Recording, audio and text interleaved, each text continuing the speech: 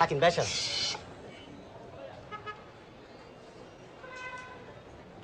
ارغي. الرخصه بتاعتي خدوها مني وانا جاي من على الدائري ساعتك. سيب 50 جنيه واطلع على الدائري، هتلاقي امين شرطه هناك اسمه سعيد وقول له انا جاي لك من طرف حاتم باشا. شكرا سعاده الباشا، كتر خيرك يا باشا. باشا عايز اقدم لابني في المدرسه وطالبين منه وصل نور والعداد مش باسمي. سيب 100 جنيه واطلع على شرطه الكهرباء، هتلاقي امين شرطه هناك اسمه ماهر، قول له انا جاي لك من طرف حاتم باشا. شكرا يا باشا. تعالى خد يا بقى. يا باشا.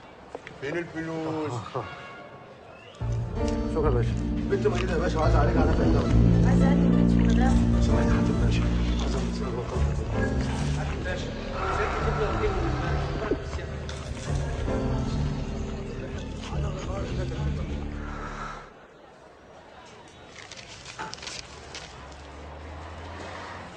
مفيش مرة تحيينا بورقة حمراء من دول.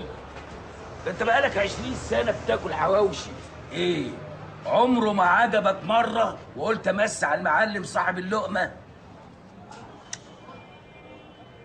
وبعدي عليها النهارده بالليل في الاسم عشان امسي عليك.